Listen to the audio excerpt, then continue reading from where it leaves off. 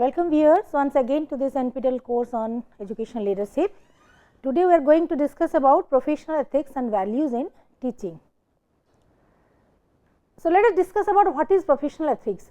Every profession has its own ethics, code of conduct and values, etc. Similarly, teaching has also got some of the code of ethics, values, etc.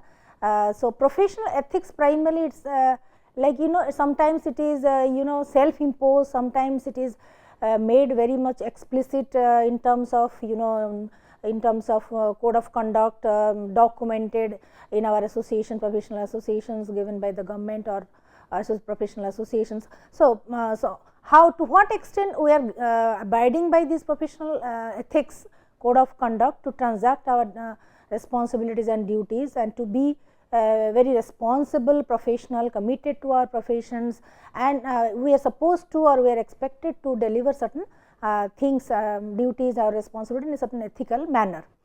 So, professional ethics you can say it is a hallmark of any profession, be it legal practitioner, medical practitioner, technical engineers or scientists or in teaching professionals. In every profession the hallmark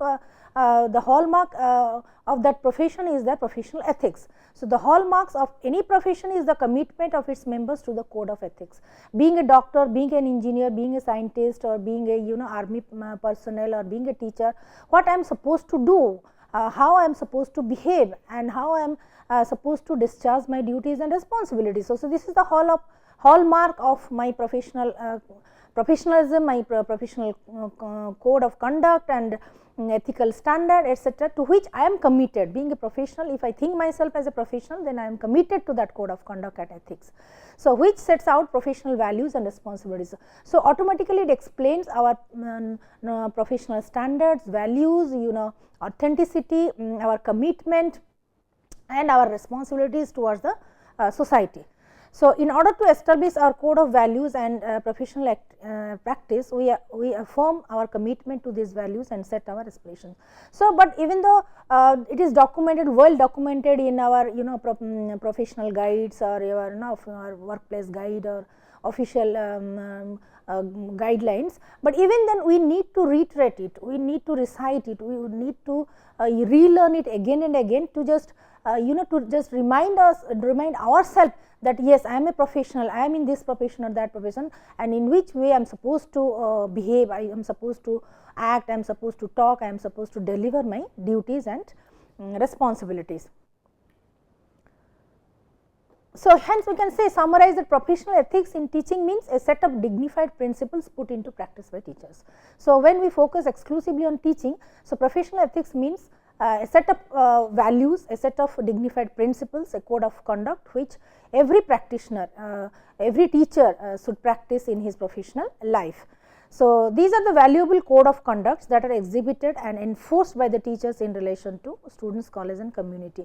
So, these valuable code of conducts are enforced by our you can say professional associations, by our organizations, there are government organizations of which we are an employee, then our society also expects. So, sometimes it is exclusively exhibited, clarified, translated, narrated in clear terms, and sometimes it is being enforced by the association, by the teachers, by our colleagues, by the community, by the society as a whole.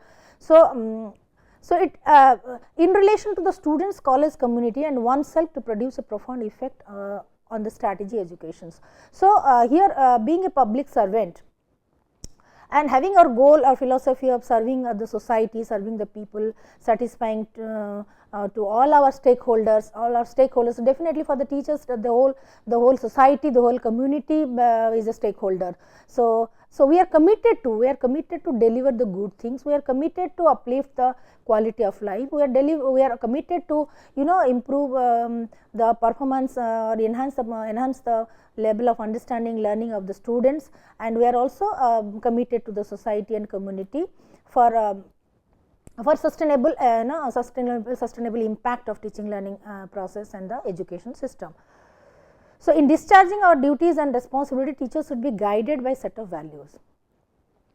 all of us, we have some, some ideologies, some philosophies, some values in our life, and from our personal lives also we have kept separately these are my professional values. In professional life, in the workplace, I behave in such a way, I must guide these principles, I must be abided by these terms and condition norms. So sometimes it is being imposed by the association, by the authority, by the governing body, etc., but sometimes we also impose on ourselves. So that means how committed you are to your professions. So being in teaching, if you take pride that yes, I am a teacher, and doesn't matter what level I am, whether in the school level or the college level, if I am a teacher and I take pride for this, then definitely I am going to also impose some of the self imposed disciplines, values and codes and conducts on myself, to guide my behavior, to monitor my behavior, and to observe that it significantly influences, significantly positively affect my learners, my workplace colleagues, my staff, my students, my guardians, everywhere. So we often we set for ourselves set of values which are often seen as the aspiration and driving force. So when like for example, if I am very much fascinated by this profession from the very childhood itself, I am dreaming of being a teacher at this level or that level, or many, and which college, this college or that college, doesn't matter. So if I am aspiring for to be a teacher of, or if I am being fascinated by this profession, or maybe because of some of the role model teacher I have encountered, I have experienced the whole situation with her in my childhood, in my college days, etc. So these are the driving forces actually, these fascinations, these imaginations, these love for this profession, this commitment for this profession, these are actually the driving forces, the motivational forces which encourages us to be committed to that code of conduct, that ethics, etc., which effectively shapes the people's life. It not only shapes our own professional behavior, performance, conduct, etc., but also it also shapes the in stakeholders behavior, learning and performance, like our students immediately, our students, learners, then the parents, then the guardians, then the community people, then our colleagues, etc., etc. So many of our teachers have well understood these implicit values of teaching. As I have said that some of our teachers, most of our teachers, those who love their profession, are very much committed. So they have been fascinated by the by this profession, and from the very childhood, since early days, they are imagining themselves to be the teacher, they just visualize themselves to be the teacher of this college or that college, etc. So they love the professions. So automatically they imbibe, though there's implicitly implicitly apply, implicitly absorb those values of teaching, because they love the profession, they are very much committed, dedicated from the very beginning. So automatically they absorb the values and ethics of teaching, because they love the professions. Even though some of the teachers, they do it, they do absorb, they do implicitly learn and internalize all these values, etc., but still then we need to make it more explicit by narrating it in the document, by by articulating in the code of conducts, or in our professional professional books, guidelines, guidebooks, or handbooks, etc. We need to articulate it that these are the ethical standards of this profession, teaching profession, legal profession, this and that, and these are the standards for the teaching professions. So that is to make it more explicit, to make it more popular, to make it more advocating kind of so that everybody should be alert and aware of, oh, I am a teacher, that means I am supposed to do these things, to make it more explicit and people to be well aware of.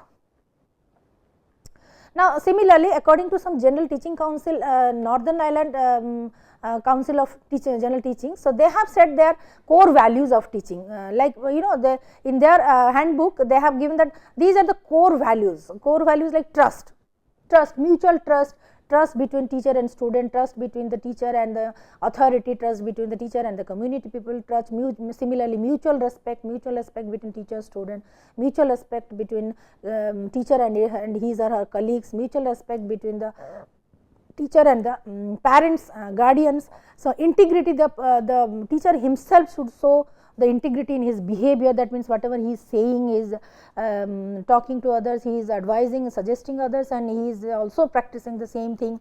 So, honesty must be a very good from the very first situation, he must be a very honest person, even if he has committed some errors, even if he has done very good things, he is very truthful, very honest in his speech, in his action. So, fairness, he is also very judicious in in treating everybody in a equal manner, in the dealing with the fairness. Tolerance, he has the patience, tolerance to listen to the children's problems, students problem, parents problem, our community's problems, very tolerant, and reflecting on the problems and trying to solve the problems through some strategies and the solutions. His commitment definitely commitment is a core value, because the teacher himself is committed to the profession, to the stakeholders, to the society, everybody. Equality, similarly he must also see that equality prevails not only in the classroom, but outside the classroom, in the workplace, in the in the school campus, in the college campus, in the university campus, and service.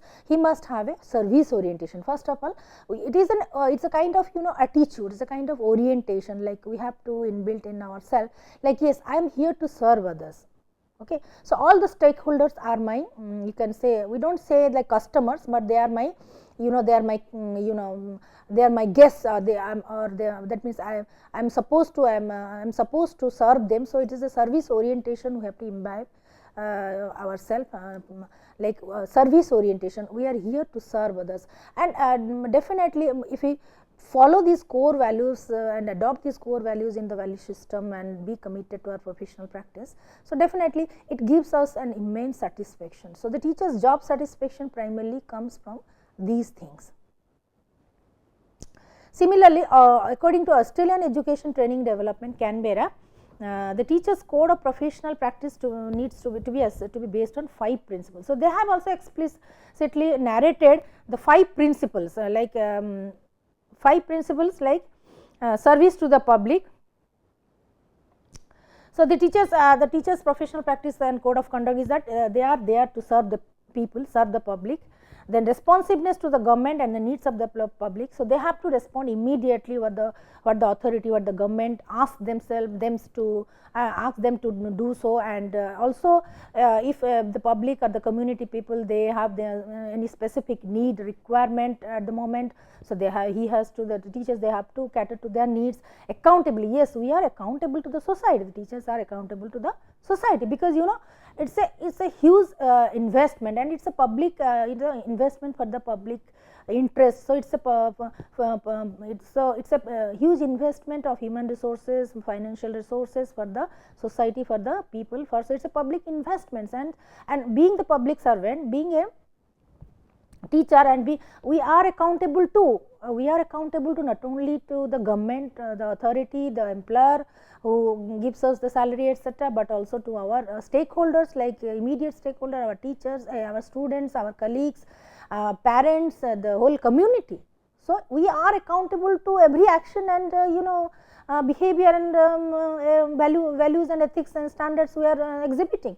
So, accountability is a very, you can say, it's a core value. Similarly, fairness and integrity, as we have already discussed, the teacher has to be very fair and maintain the equality, equal justice and equal privilege, equal distribution of resources, equal opportunity to everybody, to every learner, every every staff in the educational institution, and also exhibit the integrity in his personality.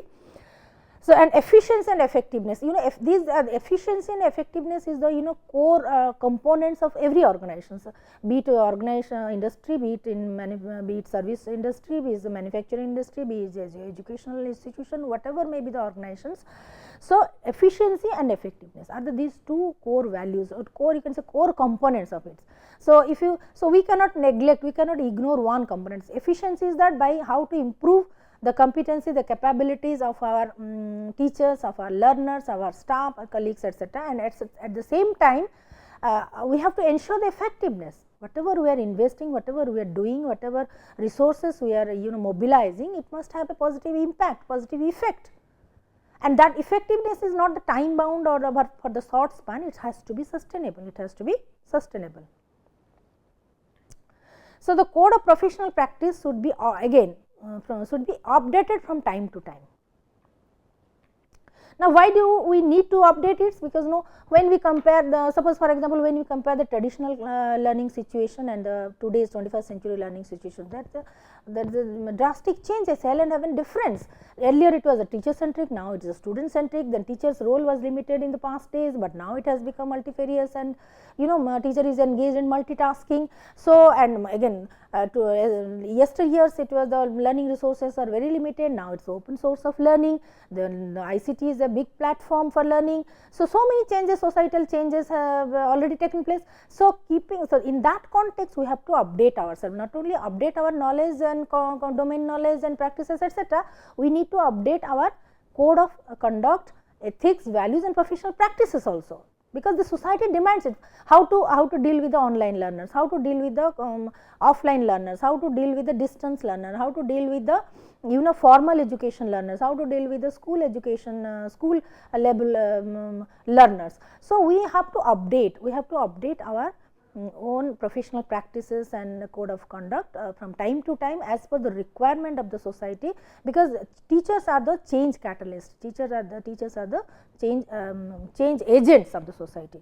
Hence the teachers serve the public interest by, so as we have already discussed, teachers serve the public interest by in different ways, like for example being committed to the students and their learning. The primary job is to how to ensure good learning, effective learning for each and every learner by giving him individual attention, tutoring, by catering to his individual needs, by giving him personalized experience, and by evaluating, assessing his potentialities in different ways by using different tools and techniques to ensure that yes, he has actually learned it. So exercising reasonable care and skill, again we are the caregivers, we are the caretakers, hence we have to exercise this kind of minimum or reasonable or considerate amount of care and counseling, care and guidance for each and every learner, and for that matter we have to possess those skills also. Then working in partnership with parents and other stakeholders. Every often we have to partner with government, we have to partner, we have to be the partner with the society, with the community, with the people in the immediate locality. Then we have to develop the networks with different professional agencies, governmental, non-governmental agencies for like the professional counselors, those who are giving professional counseling for and we have to invite them, hire them for our children's counseling and guidance purpose.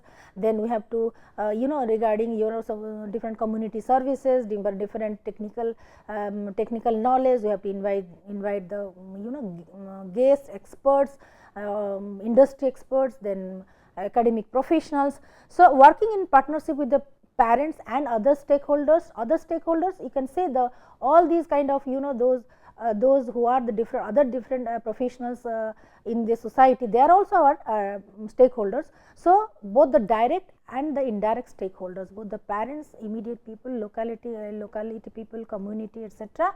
But at the same time other professional organizations who can help us in developing in a uniform, a holistic a kind of educational environment. That is, being the a particular educational institution, we are not isolated, we are within the community, we are situated in the particular context, and we must have a holistic view, all round development, holistic view of education. So we have to network with others, acting in a manner that promotes the confidence in the integrity of teaching and profession. So we have to, all the teachers engaged in teaching profession, they have to exhibit, they have to behave, they have to show off, they have to demonstrate this kind of behavior, code of conduct, their performance, their behavior, their performance, their interactions, interpersonal relationship, skills, then capabilities, leadership qualities, etc., in such a way that people will be automatically attracted to this profession. People will be very much in love with this profession, they will respect this profession, they will be committed to this profession by by preparing themselves to be the future teachers, etc. So automatically they will build up the confidence in this profession. So As you know, the education is the primary pillar of any of the society's development, etc. So, and the teachers are, you can say, are the sailors, teachers are the pilots, teachers are the drivers. So, we have to drive. So, to make this profession a respectful profession, a very loved profession, very liked profession, very committed professions. So, we have to demonstrate this kind of professional ethics and behavior. So, that is why each teacher has an obligation to, again, being the public servant, we are obliged to, we are bound to, we are obliged to serve others, we are obliged to discharge some of the duties. What are these things? Teachers, the teacher has an obligation to respect dignity, respect the dignity, rights and opinion of others. Yes, being the teacher, we cannot dominate, we cannot claim that whatever we are saying are the correct, you have to abide by this. No, we have to respect the dignity of each individual learner, because each individual learner is different from the other ones. He has his strengths, weaknesses, some special needs, etc. So, we have to respect with dignity each individual learners, each individual stakeholder, each individual person's his abilities, his needs, his opinions, his requirements. We have to respect. Oh, we cannot differentiate, we cannot say that no, we just want this top 80%, 90% students only, we do not give the admission to this and that. We cannot discriminate among them, we have to accept them with their strengths and weaknesses. Demonstrate high standards of professional practice. So, we are here to serve others. As we are here to serve others, we have to enhance their abilities, their learning, their performance. We are supposed to serve. So, in that context, we cannot discriminate, we cannot isolate, that we will just want this kind of students, this kind of people, this kind of staff in our college. We cannot isolate, we cannot discriminate like this. So, demonstrate high standards of professional practice. So, being the professional, we have to demonstrate it, that we behave in a highly professional, committed and dedicated manner, because it will reveal, it will express your service orientation. So, protect the students from the harm and unfairness. We have to treat them well and equally well. So, we have to treat all our stakeholders well, and primary stakeholders, our learners, equally, without harming them, without hurting them, and with all fairness and justice. Develop and maintain the constructive professional relationship with parents and guardians. So, often it's a human tendency that we don't like criticism. So, we don't like remarks, negative remarks, etc. But no, if you are constructive, if you are positive, if you want to enrich yourself, your professional skills, knowledge, etc., then we have to invite, we have to welcome the feedback, we have to welcome the criticism, and we have to take it in a more constructive way. So, we have to maintain that constructive professional relations. If you suppose if anybody criticizes us, then we have to reflect upon it. What for he is criticizing me? Maybe that I have some shortcomings, I have committed some mistakes. We have to evaluate ourselves, self-evaluation, self-reflections. So, in that way we can maintain a constructive professional relationship with the parents, with the guardians, with the authority, with every stakeholders.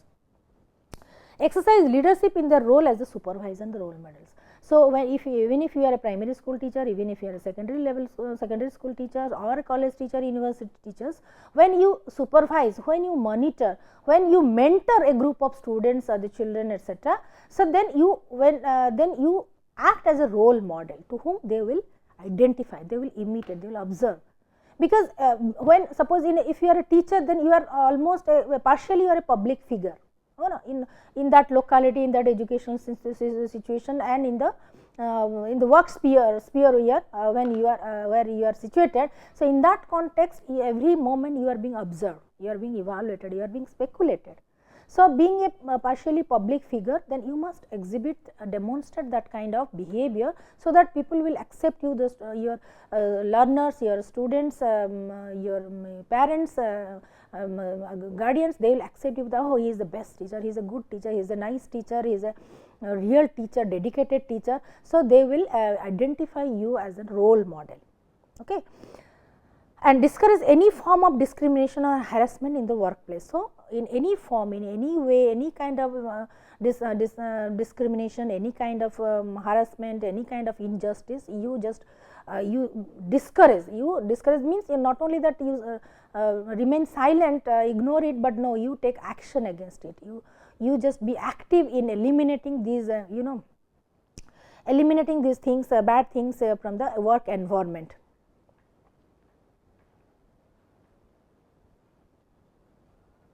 Again, the teacher's obligations also extends to like advance the students learning and public interest, accountable for encouraging the students to strive for high standard and value learning. Yes, definitely each individual child is different from others. Each individual child is different from others. He has his own abilities, potentialities, but our efforts should be to expand his ability, to enhance his abilities, to stretch out his maximum potentiality, so that he can excel well, he can perform well, and he will love to learn in a better way. So, and for that matter, we are accountable to encourage each and every student. Accept the responsibility for high quality teaching. Accept the responsibility for high quality, because our efforts would be always on achieving the professional excellence in terms of in terms of knowledge gaining, knowledge acquisition, in terms of pedagogy, in terms of professional practice, in terms of research, in terms of innovative thinking, innovative practices. So, we have set the targets for ourselves, like at any cost I have to achieve that professional excellence, that quality in my teaching, quality in my domain knowledge, quality in my research, and I have to deliver it. So, this responsibility every teacher should accept and act with the probity in their daily work activities and decision making. Yes, whatever we perform, the decisions we take, the way we complete a task, the problems we solve everything, in every type of activity we must exhibit that kind of intelligence, probity, and collegiality. So, exercise efficient and effective resource management, again another here thing. So, resource management is again another challenge for the teachers as well as the educational leaders. Like you just think of a rural school, in the village school, in the panchayat school, in the block level school, they have very limited resources, and there are again differences in terms of public school, private school, etc. So, with the instead of complaining that no, we do not have these resources, that resources we do not have these and that, etc., if you start thinking of what are my existing potentials, like in terms of resources, what resources are with me right now at this moment, and how to maximally utilize it, how to maximally utilize these resources, mobilize these resources, so that I can I can accelerate the growth, I can also generate more resources out of that. Now, in the village schools, etc., we can engage our teachers to to prepare the low cost teaching aids, etc. Similarly, in the college level, in the rural level rural colleges, etc., rural colleges, or semi urban colleges, etc., with the limited open source, with the limited bandwidth or connectivity of the internet, etc. Now, how to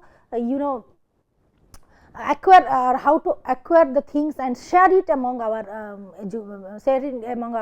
learners, the college students, and our learners in the rural or semi urban colleges. So, by sharing it, so exercise the efficient and effective resource management, like in the semi urban or rural areas, maybe that the current is not there for 24 hours, and internet access also is not there for the 24 hours. So, in that particular context, how to procure, how to acquire the maximum learning resources, how to distribute among others, how to share it with other college students, and again those who are not not learning in the regular colleges, formal colleges, then how to engage them in different kind of skill development programs, to guide them, to engage them. So, these are some of the ways and means of effectively and efficiently managing our resources.